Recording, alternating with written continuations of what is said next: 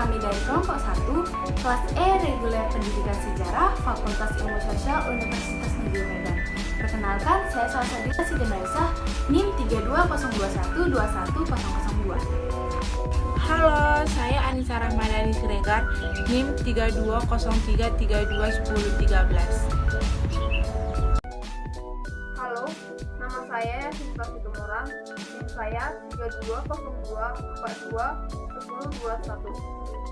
Adapun tujuannya dibuatnya video ini adalah untuk memenuhi tugas perkembangan peserta didik yang dikelolakan oleh dosen pengampu kami, yaitu Ibu Hanova Listia, SPD, MPD, di mana materi yang kami bahas yaitu perkembangan fisik peserta didik. Selamat menyaksikan.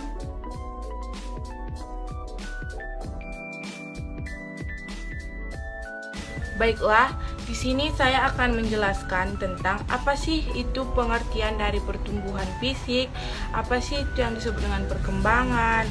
Nah, perkembangan adalah bertambahnya kemampuan atau skill dalam struktur dan fungsi tubuh yang lebih kompleks dalam pola yang teratur, bahkan ini bisa diramalkan.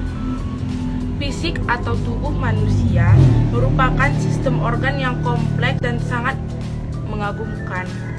Semua organ ini terbentuk pada periode pranatal atau pada masa dalam kandungan.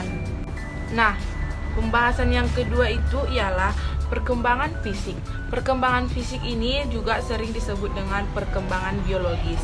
Nah, yang dimana merupakan salah satu aspek penting dalam perkembangan individu, yang meliputi perubahan-perubahan dalam tubuh seperti pertumbuhan yang ada di dalam otak, hormon, dan perubahan-perubahan dalam cara-cara individu dalam menggunakan tubuhnya seperti perkembangan keterampilan, motorik, perkembangan seksualnya, disertai perubahan dalam kemampuan fisik seperti penurunan fungsi jantung, penglihatan, dan sebagainya. Dan Thomson mengemukakan bahwa perkembangan fisik individu meliputi 4 aspek. Aspek yang pertama adalah sistem saraf yang sangat mempengaruhi perkembangan kecerdasan dan emosi.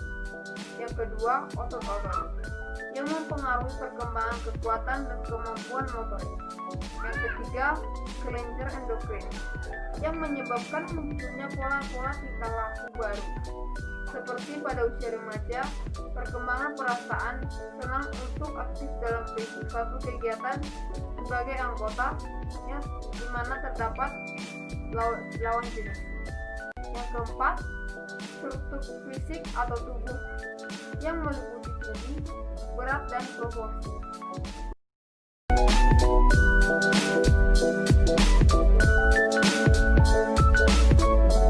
Karakteristik perkembangan fisik. Secara umum, terdapat perbedaan antara gambaran perubahan fisik dari jenis kelamin laki-laki dan perempuan. Pada perempuan, berupa pertumbuhan tulang, seperti badan menjadi tinggi, anggota-anggota badan menjadi panjang. Pertumbuhan payudara, tumbuh bulu halus berwarna gelap di kemaluan, mencapai pertumbuhan ketinggian badan yang maksimum setiap tahunnya, bulu kemaluan menjadi keriting, menstruasi atau haid, dan tumbuh bulu-bulu pada ketiak. Sementara pada laki-laki, perubahan pertumbuhan tulang-tulang, testis membesar, tumbuh bulu kemaluan yang halus, lurus, dan berwarna gelap, awal perubahan suara, ejakulasi, bulu kemaluan menjadi keriting, pertumbuhan tinggi badan mencapai tingkat maksimum setiap tahunnya, tumbuh rambut-rambut halus di wajah, tumbuh bulu-bulu ketiak, akhir perubahan suara, rambut-rambut di wajah bertambah tebal dan gelap, dan tumbuh bulu di dada. Selain perbedaan pada jenis kelamin, setiap fase perkembangan juga memiliki karakteristik perkembangan yang berbeda-beda mulai dari bayi sampai dewasa. Berikut penjelasan. Apa yang dimaksud dengan karakteristik? Karakteristik adalah kualitas tertentu atau ciri yang khas dari seseorang atau sesuatu. Yuk mengenal jenis-jenis karakteristik perkembangan. Yang pertama ada perkembangan fisik. Yang dimaksud dengan perkembangan fisik adalah perubahan-perubahan pada tubuh, otak, kapasitas sensorik, dan keterampilan motorik. usia 3 bulan, bayi sudah bisa berguling, sudah bisa duduk pada usia 6 bulan, merangkak dan mulai berdiri di usia 8-12 bulan. Anak-anak mulai mampu berjalan, berlari, memanjat, dan melakukan aktivitas lain yang melibatkan otot besar pada tubuhnya. Pada remaja, perubahan ditandai dengan pertambahan tinggi dan berat tubuh, pertumbuhan tulang dan otot, dan kematangan organ seksual dan fungsi reproduksi. Di masa dewasa tidak hanya meraih puncak performa fisik, tetapi mulai mengalami penurunan kesehatan dan kekuatan otot. Faktor yang mempengaruhi perkembangan fisik dan poin yang pertama itu ada keluarga dan yang kedua itu gizi atau asupan. Yang ketiga itu ada gangguan emosional, yang keempat jenis kelamin karena yang laki-laki dan perempuan pasti akan yang berbeda. Yang kelima itu ada kaitannya dengan status sosial ekonomi. Faktor yang berikutnya itu adalah kesehatan. Yang ketujuh, pengaruh bentuk tubuh bangun atau bentuk tubuh, apakah mesomorf, ektomorf, atau endomorf, akan mempengaruhi besar kecilnya tubuh peserta didik. Pertumbuhan dan perkembangan sistem saraf.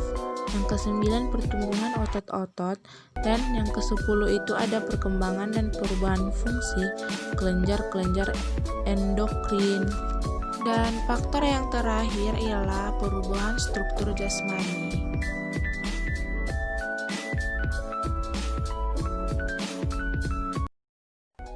Peranan guru sangat penting dalam membantu peserta didik untuk mengoptimalkan perkembangan fisik.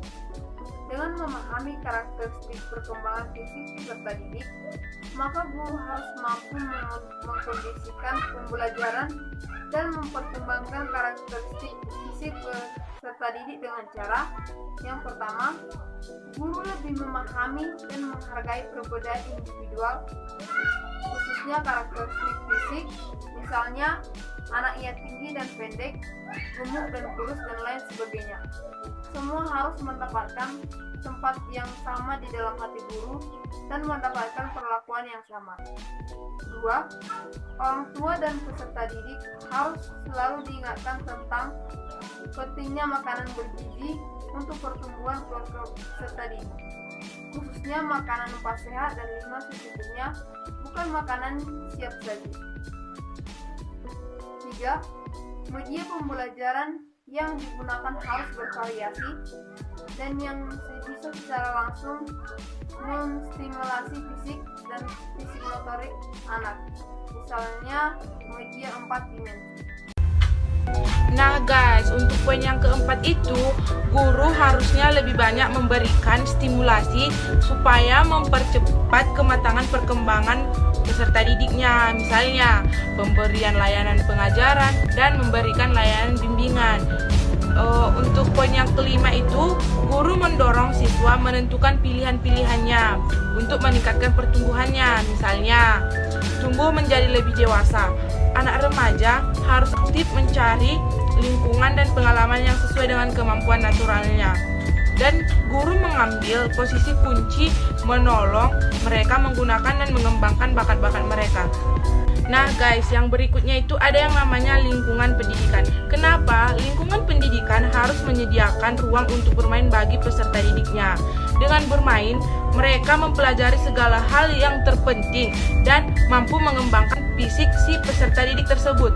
Hal itu juga bisa meminimalisir mereka menggunakan permainan yang menggunakan handphone yang justru berbahaya bagi perkembangan fisik mereka. Dadah!